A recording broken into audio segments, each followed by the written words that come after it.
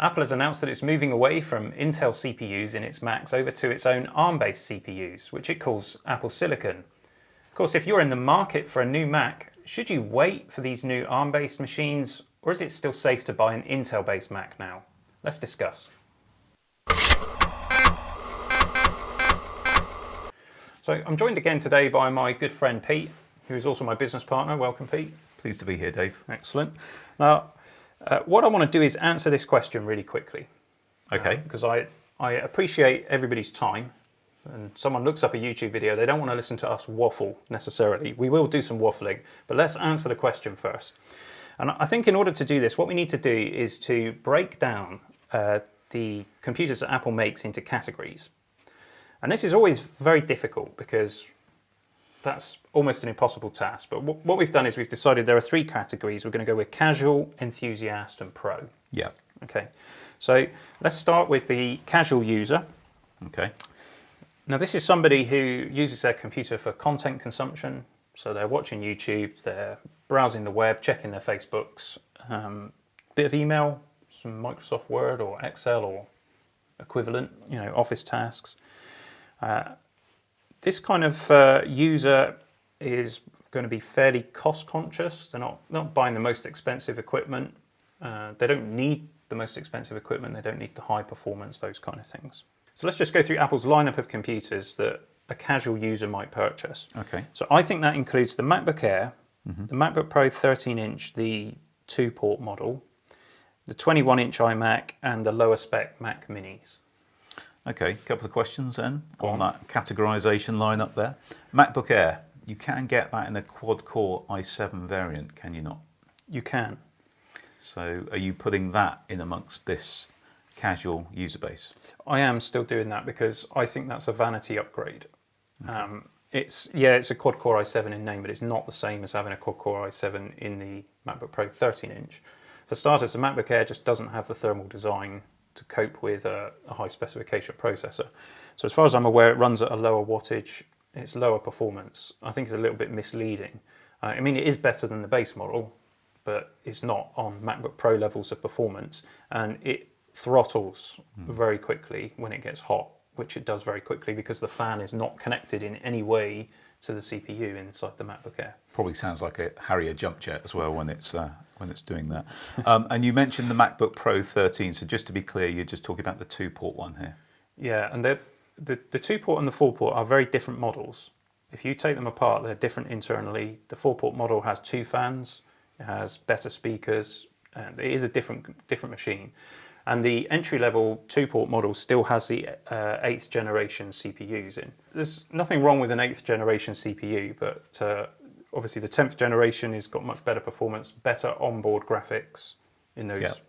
And the fact that Apple hasn't updated those entry-level models would indicate that they maybe have plans for a new model in the future. Interesting, very good, okay. And would you include education purchases in this user base? Yeah, I think we do. Not that education users are casual users. Don't want to insult anybody, but obviously education or purchasers are always on a budget. So they need to get the maximum amount for the money they've got available. So they are likely to be buying these sort of grade machines. So I think that's a reasonable lineup. How can we answer the question for this user base? Right, so I think if you're in this user base looking at these particular machines, if you're going to wait for ARM, you've not got a long wait. Apple are going to tackle these machines first because their CPUs are already good enough to replace all of these machines. If you benchmark this iPad Pro, which has the A12 in it, which isn't even the latest and fastest, what you'll find is that it outperforms all of these machines. And I actually, interestingly, I benchmarked my iPhone 11, which has the A13 in. And the single core score is considerably higher than this as well. So Apple has got more CPUs in its lineup that will perform at much higher speeds and could easily replace all of these things. So I think those are the things that they will tackle first. Possibly not the iMac just yet, but I would expect to see a MacBook Pro 13-inch with 2 ports or possibly more, but an entry-level MacBook Pro 13-inch with an ARM CPU before the end of the year. Okay. That I could be completely wrong, but that's my expectation. Possibly a MacBook Air or a MacBook. If you remember the old 12-inch MacBook, that would be a good candidate for an ARM CPU. And the Mac Mini, because of course Apple already used that for the developer transition kit, which we'll talk about a little bit later. So if you're happy to wait a few months is what we're talking about. I mean, we're filming this in July. We're probably talking about September, October time. So if you're happy to wait until then, you can be pretty sure that there will be some ARM computers available that will fit your needs and will handle these workloads and will be better than the Intel machines in all likelihood. So we're saying if you can, wait. Yeah, but you don't have to. I think, Apple are going to support the Intel machines. There's at least 6 years of support for those. And again, we'll discuss our thinking on that in a moment. But there's at least 6 years support, so you'd probably be perfectly safe buying an Intel machine. And whether you buy Intel or ARM, it's going to cope with that workload. Content consumption, browsing the web, email and Office, those kind of tasks, no problem at all. Even a bit of light gaming, actually, with Apple Arcade type titles. Fair enough. So the next sort of user base that we've identified or category is what we're calling the enthusiasts.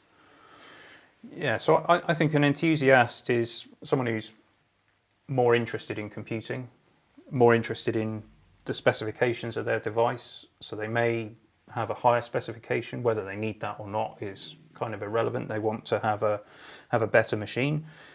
Photo editing, maybe, a bit of video editing, perhaps some music production, those kind of things. I can see, a category of user there. Yeah, I'd agree with that. And have you got in mind the machines that you would sort of plop into that category? Yeah, so I think we're talking about the MacBook Pro 13-inch, the 4-port model. Yep. Probably the base model of the 16-inch MacBook Pro as well. Really?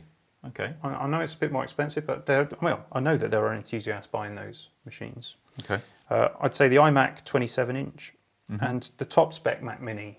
Obviously, So the 6-core i7? Yeah, I think that falls into enthusiasts. I know some pros actually buy those as well, but I think I put it in the enthusiast camp. Fair enough. And how would you answer the question for this group of users? Well, it's very similar, really. You've still got the support life cycle, but a little bit different for the enthusiast. Now, I'd expect that an enthusiast user would be on a shorter upgrade cycle. Sort of like, maybe 3 years? Yeah, I'd say. Maybe even 2 years, or but a shorter cycle. A casual user might keep their machine for a bit longer. Or even if they're not keeping it for longer, they probably don't worry so much about the sale price at the end because it's a lower cost machine at the outset. So someone who's expecting to move a laptop on in 3 years, they'll probably they'll have an eye on what the price will be for selling that on eBay at the end and putting it towards their next laptop. Sure. So if Apple is still supporting Intel for 6 years, then getting rid of the machine at 3 years would be ideal, and there'll still be a used market for it in those casual users that want to buy a used machine with higher specification. Yeah, okay. That makes sense to me. So I would have no issue buying any of these machines, Intel, if it's what you need now. Because if you wait for the ARM equivalents of these, I think you'd be waiting a little bit longer. I don't think we will see these necessarily this year, possibly next year. Interesting. We'll talk about that a bit more in detail in a sec, I suppose. Absolutely. And the iMac is one just to consider because I don't think it's any secret that the iMac is going to get a redesign. Yeah.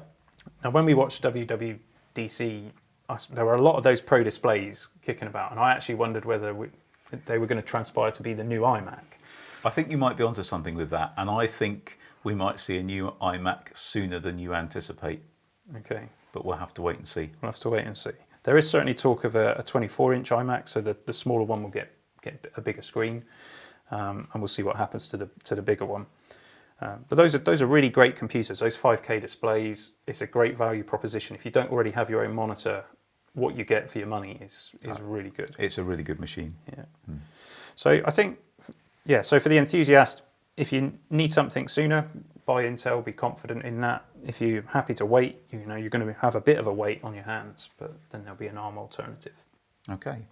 So that then brings us to the Pro group of users that we've identified. And what sort of machines would you pitch in that category? When we consider a Pro user, we're talking about a very wide variety of possibilities. You could be a wedding photographer, that's a Pro user, up to a research scientist or a developer, a video editor. and that could be someone who's editing videos, on a small scale. It could be, an actual Hollywood movie studio. So there's just massive variety. And let's not forget audio professionals who need something like the new Mac Pro, for example, for the PCIe upgradability. Yeah. So a huge variety of users. What machines are they using? I think we can include the MacBook Pro 16-inch for some of those users. So we're saying some of those might be in that that enthusiast category, but because of that is an awesome machine. We're saying that pro users, particularly with the higher specs, might use that. Yeah, I think so. If you're a professional photographer, for example, and you do location shooting, you probably are going to want a notebook. The MacBook Pro 16-inch has got plenty of oomph in it, and great when you take it back to the studio as well. So I can definitely, pro users will be interested in that, in that machine. The iMac 27-inch, I'm including that again, but we're talking about the top model. Oh, with the i9 in it. i9, yeah, Vega 56. And, when you spec it up like that, it offers, in a lot of cases, more performance than the iMac Pro for 2/3 of the cost. Yes, crazy, really. But So, brilliant. Of course, we're including the iMac Pro, but when it comes to the base model of iMac Pro, I don't think I'd buy that. In fact, I don't think I would buy the iMac Pro, but that's just... Not unless you really want that gunmetal finish. Which some people will. And in fact, enthusiasts will buy the iMac Pro because they want that Aesthetic. exclusivity. And they've got the money. And I always say this, if you've got the money and it's what you want, go for it. It's not our place to judge what people should and shouldn't do with their money. So we're just trying to define reasonable categories. Everyone can figure out where they fit in these things. But with the iMac Pro, if you're looking at getting that for performance, the base model is outperformed by the iMac 27-inch in a lot of cases, so you can spend less money and get the same performance. If you need the Xeon processors, you need the ECC RAM, you need the 12 core, or if they do a 12 core, but you need the more cores, you need that performance, then why would you buy an iMac Pro? I think now that the Mac Pro is available, you'd buy the Mac Pro and buy your own display to go with it. So I think the iMac Pro is probably a bit of a white elephant in the lineup at the moment? I think so. Okay. I think I'd be cautious about purchasing that. When it comes to the Mac Pro, obviously people look at this and I've said the same thing. This is a really expensive computer. You're paying a massive premium for the specification that you're getting. Yeah, and a lot of people would say you can get an equivalently spec'd Windows machine for a lot less. Yeah, and that's perfectly true, you can. But some people need Mac, they need Mac OS, they need the software that runs on Mac, and they're tied to it, and changing is not an option. So they need to go with the Mac Pro. And actually, we'll talk about this in a little bit, but it's not as expensive as it appears. Okay. So if you're a professional, you're buying for business. Yep. Because we say a professional gets paid for their work, therefore it's a business purchase. In a lot of cases, businesses will will have tax incentives for the things that they purchase. They can offset it against the tax they pay, which actually brings down the cost of everything again as well. And a business will look at something and say, how long do I need this tool for? How long do I, what kind of life cycle do I want out of this computer? How much is it going to cost me over that period of time? Am I happy with that cost? So when it comes to answering this question, it's a case of, if you need it, you've got to buy it. Yes. You can't, as a business, you can't wait around. And I think you will be waiting around a long time for Apple to release its own silicon versions of these computers. Okay. And I'm not even convinced that the Mac Pro will get upgraded within the next 2 years. I mean, Apple spoke about a 2-year transition period, but I think that's unlikely. Is Apple going to be able to make its own processors that perform on the level of, say, a 28-core Xeon, and to have the graphics performance of the 4 Vega 2 graphics cards that you can spec on the Mac just Pro? Crazy. So I think that one will be a little while coming. So if you're waiting for ARM, you'll be waiting for a long time. So I think for a business, you've got to buy Intel. So those are the quick answers to the questions. So I wanted to get the answer done quickly, and then we can talk about why we've come to these conclusions. So we're going to talk about what's happened, in history. We're going to talk about graphics cards, discrete graphics cards. What's the future for those? eGPU. Going to do some interesting calculations for total cost of ownership to show how the Mac Pro is not as expensive as you think it is. Can we also talk about the software developer kit that Apple is providing for developers to develop for ARM? Yes, we can. Excellent. Let's do that. So, first of all, I think it would be useful to just reflect back on a little bit of history. Now, this is not the first CPU architecture transition that Apple has done. So if we look back in history and recall the transition from PowerPC over to Intel CPUs, we maybe learn some lessons and look at the timescales of what happened then and apply those timescales to this transition. We maybe come up with some ideas on how long Apple is going to be supporting each thing. Yeah, I think that's a good idea. So if we go right back, so PowerPC to Intel, and I do remember this because I was a Mac user at that time. I had various different PowerPC Macs, and also through that transition period, I had both PowerPC and Intel Macs, using Rosetta. And so I've got a fairly good grasp of what it was like back then. I think it'll be similar again this time. How would you sum up the process in a couple of words, literally? Actually, it was pretty seamless, but there were things that didn't work. There were things that you had to solve. For instance, your PowerPC Macs, software was available for both PowerPC and Intel. You had to pick the right thing. And what happened is developers started to prioritize the Intel development over, what you would expect to happen happened. And, we had the Intel Macs, and for a while they were running applications through Rosetta, which was a little bit slow. But it was okay. It was a period that we got through, and I think Apple did get some hatred as a result of it. But at the same time, it was the right thing to do because the PowerPC CPUs were just not keeping up with Intel. And Apple was making this great pretense of saying how great things were. I remember all the adverts for the G5 Power Mac, and everybody knew that the Intel machines massively outperformed this thing. And Apple's trying to sell this as a state-of-the-art computer, and it just clearly wasn't. So I think it was the right thing to do. I think this move to ARM is the right thing to do. One of the things that makes Apple so appealing is that they control the hardware and the software. And with control over the CPU, that gets even better. The optimization gets much better. That's not to say that Windows isn't a great system. In fact, I think it's worth saying that it's amazing what Microsoft has achieved when you consider the millions of possible permutations of hardware combinations. Yeah. And Windows 10 is fantastic. It's very stable. But they don't have that ability to do that kind of hardware optimization in the same way that Apple do. So I think it's a good move, and I think it's worth going through the pain barrier for. I also think ARM is the future, and I've been saying that for a long time. So was it 2005 that the announcement was made to move away from PowerPC to Intel chips by Apple? Yeah, WWDC, June 2005. And I think the first hardware didn't ship until the following January, so 2006. Yeah, and then we got a 15-inch MacBook Pro. Okay. And then in February there was a Mac Mini. I remember that. I was quite cheesed off because I'd just bought the G4 Mac Mini a few months previously. Gutting. Then in May we had the MacBook. July was the iMac, and then in August we got a Mac Pro using the same cheese grater chassis that they'd used for the Power Mac G5. Yeah, I remember that. So a huge amount of computers released in the space of a year.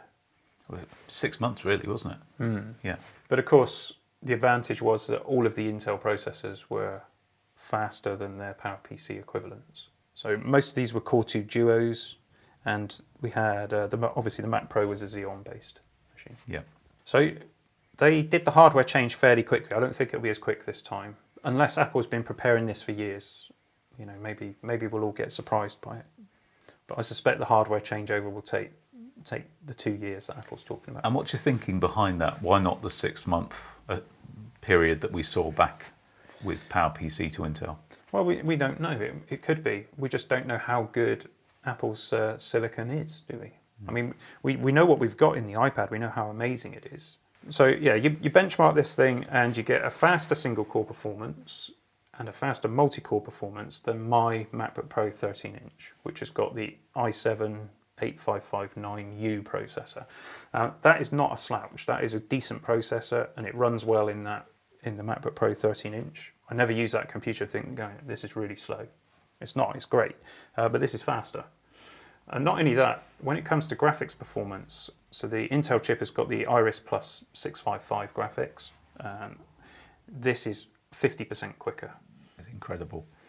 Yeah. With no cooling as well. With no cooling. And of course, what everyone will say is, but you can't take those benchmarks seriously because this is a bursting thing. It can burst up to that speed, but then it's going to get thermally throttled back. I'm not convinced about that because I actually use my iPad for editing photos. I've even done video editing on it, and I've never sat there thinking this is slow. I've never sat there thinking this is getting really hot. The only time it gets really hot is when you run games on it. So I'm not convinced. I think it is as good as the benchmarks indicate. Further to this, I actually had to use this as my main computer, if you remember, earlier this year. For several weeks, I was doing all my work on an iPad, and it was... And you were cheerful, which is an indication that it performed well. It's a rare thing. So, yeah, it is a very good system. So the CPUs are already brilliant, but we don't know how much more brilliant they are.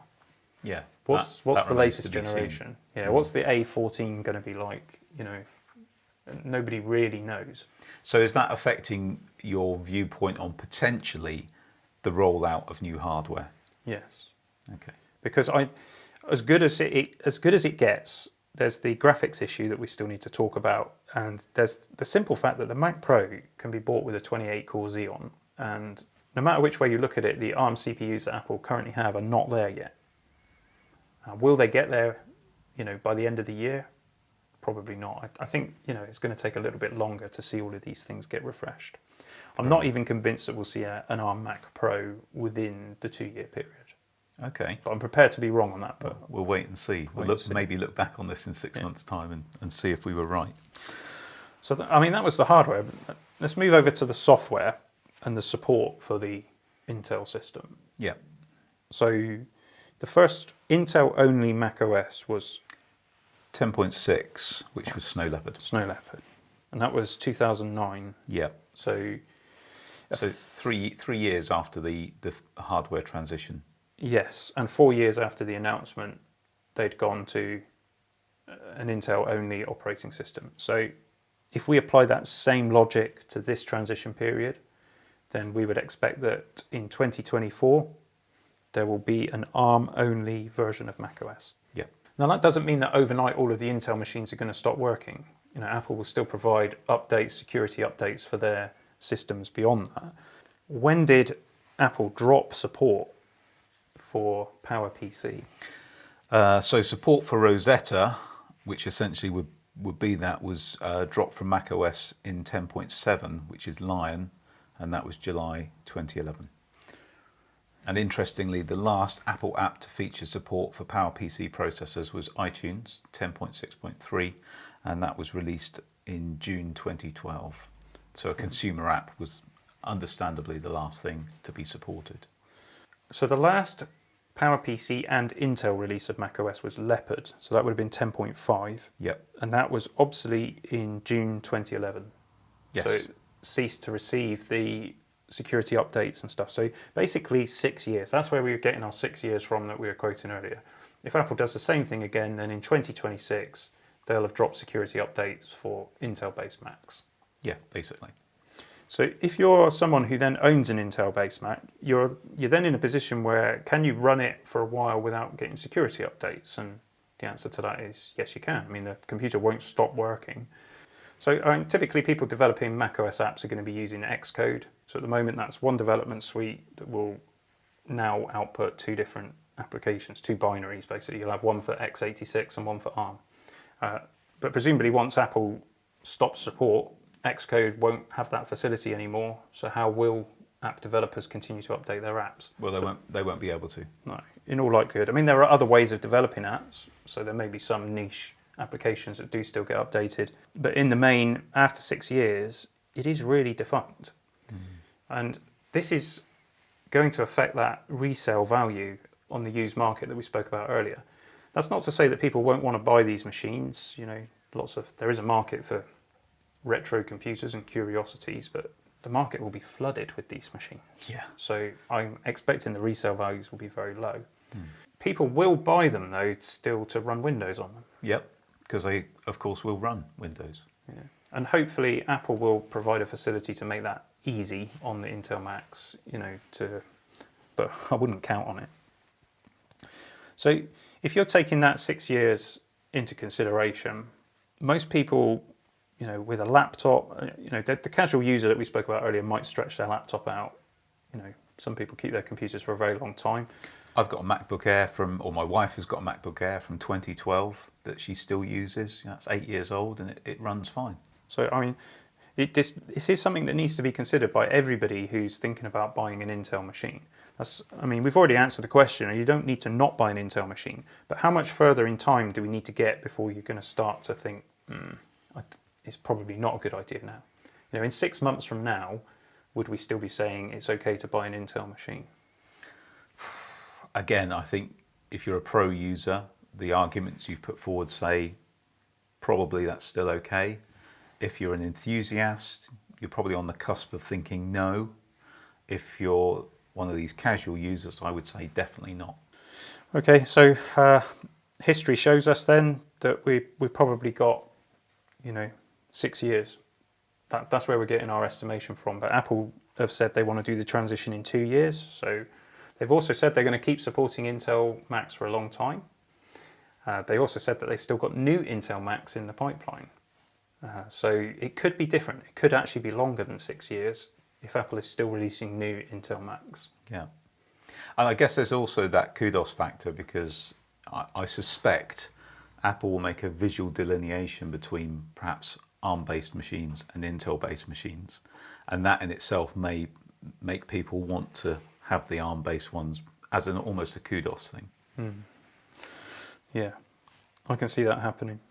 I think something else that we need to say as well. So I think 6 years is probably a worst case scenario. It could be that Apple will support them for longer. Something to bear in mind is that when you're an early adopter of new Apple stuff, you do some beta testing for them. That is definitely true. And that's true across Apple's entire lineup. So I think a lot of people probably want to hang on. I can't see professional users wanting to jump into ARM CPUs. I think they'll hold back and wait and see what's actually going to happen. Okay, so that's the history bit done. What's next? Okay, so you mentioned earlier about discrete graphics, and will that be a thing with the new ARM-based processors? Okay, so in Apple's developer documentation, they talk about the new Apple Silicon as being a system on chip, SoC. So the graphics is built into, it's one chip that does everything. So you haven't got that cost of copying stuff over PCI Express. And that's where Apple gains efficiency because of the way they do things. So, the GPU has its own tile memories, which it can use for doing various things. And then when it gets to final render, it will then use the system memory. In a more traditional approach with a discrete GPU on PCI Express, there's a lot of to-ing and fro-ing. So Apple can do more with less. They don't need to make GPUs as powerful as a discrete GPU to get the same amount of performance. Something else to factor in as well is that Apple is already using ARM CPUs to accelerate graphics. Yeah, the T1 chip, is it? T2. T2. So this is the security chip. If you've got a touch bar or a fingerprint reader Mac, I think it's in the new Mac Pro. So the security chip is an ARM-based processor and it gets used for encoding and decoding various types of video. And that does speed things up. And that's a great example of efficiency, isn't it? Rather than having a chip that basically just does one job and sits dormant the rest of the time, it's actually being utilised by the system at other times, which is a good example of how Apple's complete control of that closed loop does bring benefits. Yeah, absolutely, because that T2 chip is also handling the interaction between the hard disk and the CPU as well. So Apple is able to do more with less specification, and that's why, although on the surface of it you can say, I can go and get a better PC for less money, actually if you put a PC and a Mac side by side with the same specifications, sometimes you'll find that the Mac is faster. It's not always the case. Obviously PCs completely win out when it comes to gaming. But there are things where the Apple is just more efficient because Apple has that massive advantage over Microsoft in the PC market. So discrete GPUs don't seem to be part of Apple's developer roadmap as it stands at the moment, but it's difficult to see how they can do that. Because we mentioned earlier, you can spec that Mac Pro up with effectively 4 Vega crazy, 2 graphics crazy cards. graphics cards, yeah. And I think, are they 16 or 32 gig of RAM each? You know, I mean, it's a huge amount of GPU resource. Now, so the GPU in here, if you do a metal test in Geekbench 5, I think it comes in just under 10,000. And the newer chips probably bench a little bit ahead of that. But you're still a long way short of one of those Vega 2s, you know, which I think is, you know, more like 80, 90,000. Or the 5700 that you can spec, you know, that's going to be in the 70,000 area. Yeah. So how does Apple replace that kind of massive GPU performance on the Mac Pro with a simple system on chip? Don't have the answer for that. And that may tie into, you know, you've been talking about whether they just gradually retire the Mac Pro and bring out something else. But even then, that question is still there to be answered. Yeah, and I don't think they can abandon PCI Express, because if you take an audio professional, you know, they need hardware, they need add-in cards to connect up their various bits of equipment. They need those PCIe slots. Yeah. So I can't see how Apple can abandon that. But there are other ARM machines out there with PCI Express.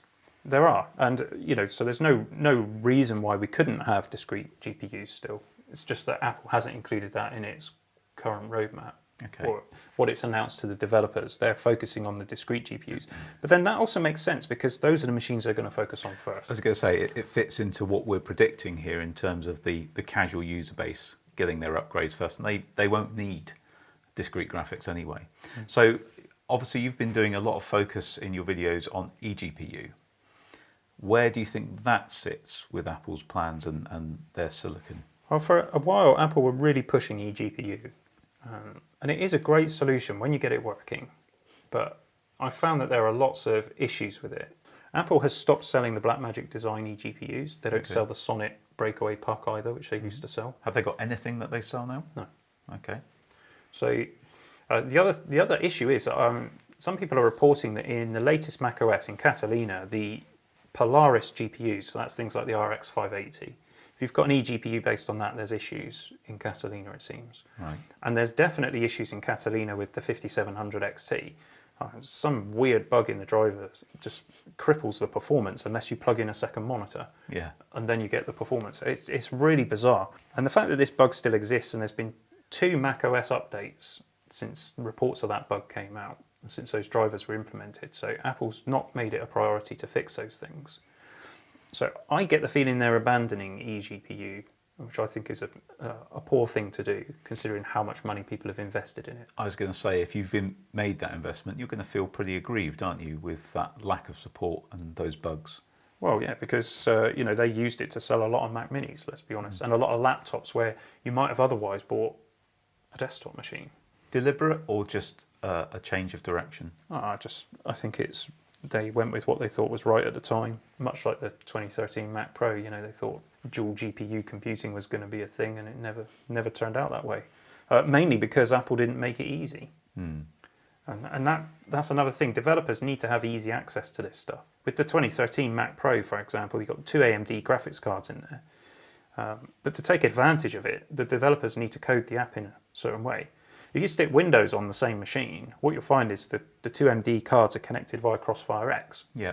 And because the way Windows treats that, it just means more apps can take advantage of it. So you actually get better performance in Windows out of your GPUs on your Mac Pro, 2013 Mac Pro that is. That's just a typical example of Apple designing themselves into a corner and then not being prepared to fix the issue. Yeah.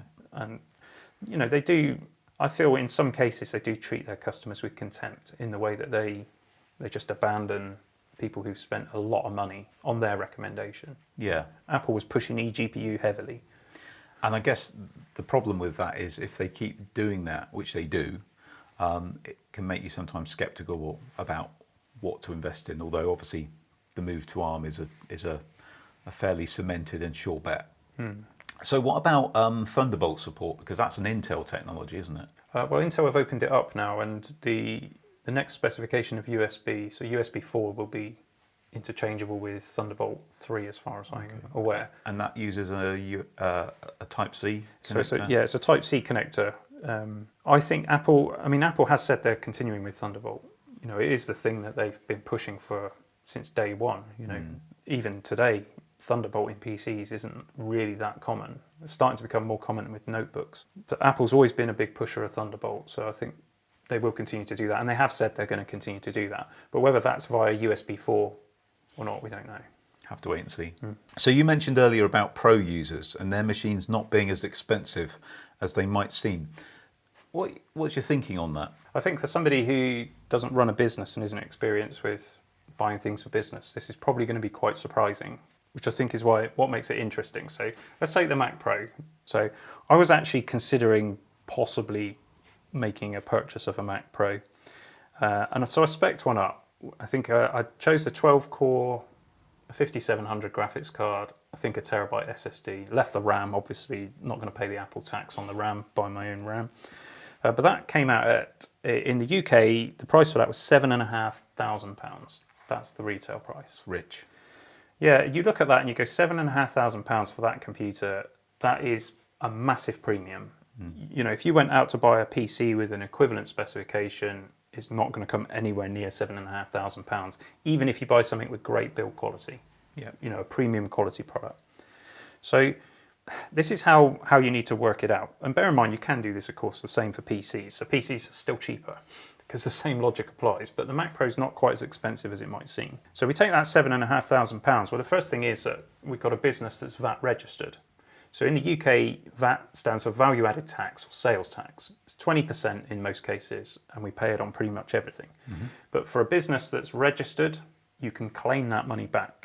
So that's 20% off that ticket price straight away. Right, so that takes you down to 6,250. So that's the actual price that a business would consider for that computer. Now, we buy quite a lot of Apple equipment directly from Apple, so we get a discount. A massive discount. It's not a massive discount. It is a discount though. It is a discount. It usually works out about 7%. It does vary depending on how much we've bought in the last 12 months. Yeah. But suppose we got 7% off, that would take us down to 5,830, near enough. So that's the actual price to purchase that computer.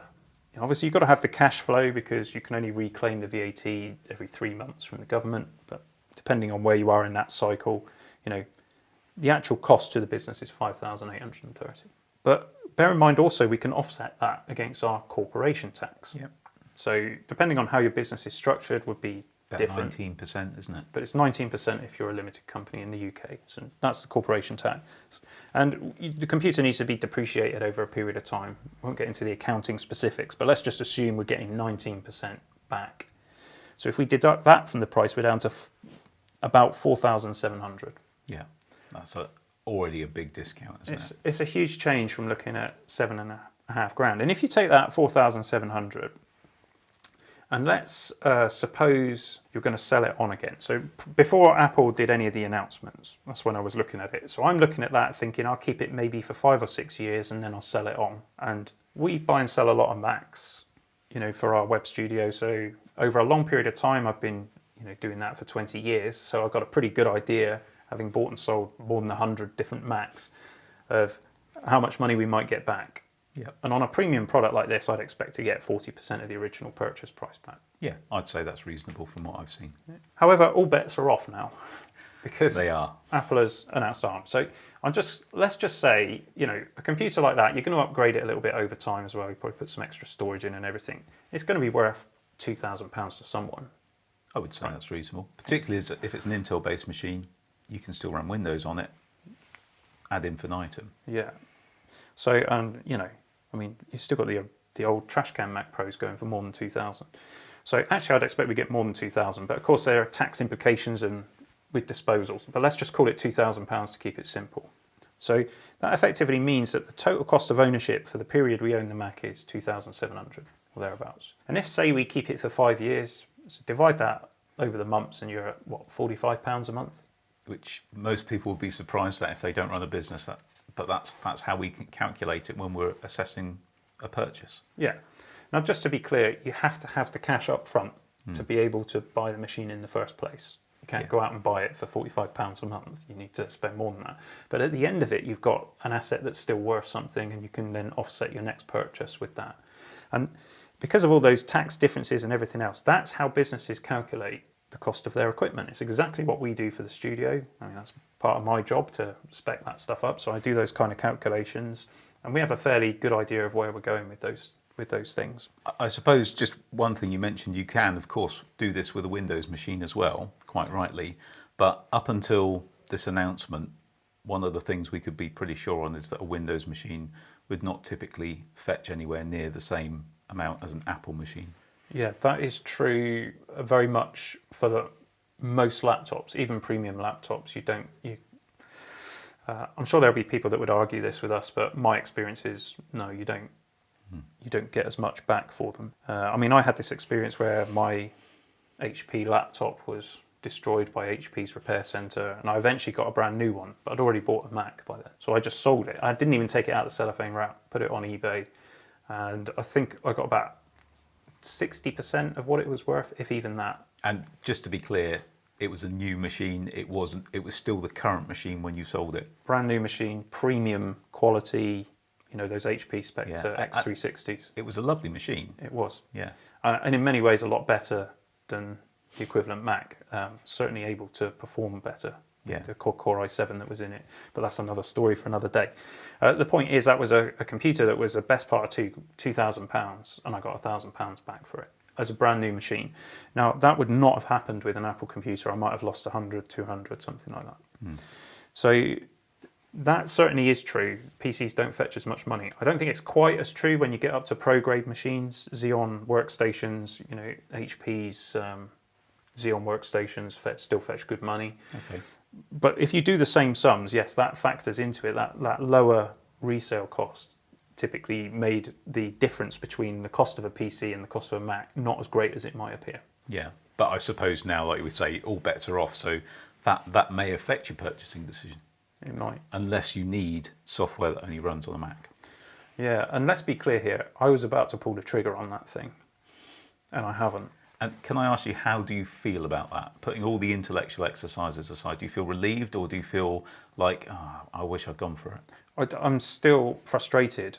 I'm stuck in indecision, still thinking about whether or not I should do it. I'm frustrated because I think it's going to be a very long time before there'll be something equivalent that's ARM-based.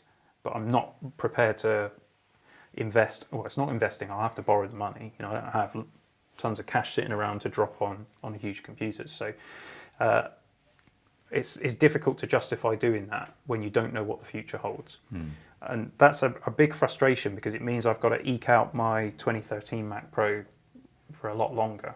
So I'm still undecided. I could still do it, but I think it's unlikely. So a really interesting exercise there. But if someone's sort of hankering for a piece of Apple silicon right now, it is actually possible to get one right now, isn't it? Well, it may be possible. I think they had a finite number and they were giving priority to existing developers. Yeah. But if you're an Apple developer... Which we are. We are. So we're talking about the developer transition kit, aren't we? Which is a Mac Mini. Yeah. It's got an A12Z in it. Just bear in mind, a lot of my audience are in the States, so they would say A12Z. Apologies to our US or Dave's US viewers, but I'm English, so I'm going to say Z. You are very English. I am very English. So an A12Z, which is what's in the latest generation of iPad Pros. Yeah. So an amazing chip. 16 gig of RAM, no Thunderbolt. No. But a snip at $500. So I think as we are an Apple developer, assuming they've got some left, we should definitely get our hands on a $500 Mac Mini with an ARM chip in it. Yeah, there are some caveats to this. Oh, there always are. Go on, what are they? Well, first of all, yeah, you can have one of those, but you have to sign an NDA. So you can't post online any benchmarks or anything like that, although people have already done that and broken the NDA. But we'd would sign honour that. We'd honour that as well, Yeah. wouldn't we? The main issue, though, is that you don't get to keep it. Okay. So you've got to give it back to Apple at some point. So you don't get to keep it, but at least you get your $500 back. No, it's not like a deposit. Well, it is a deposit. It's a deposit into Tim Cook's pension fund, and that's the way you should view it, because you're not getting your $500 back. So let me get this straight. Apple want developers who are supporting their ecosystem to give them $500 for essentially shipping a machine on loan until such times as they want it back. Yes. Yeah, we're not going to be doing that. No.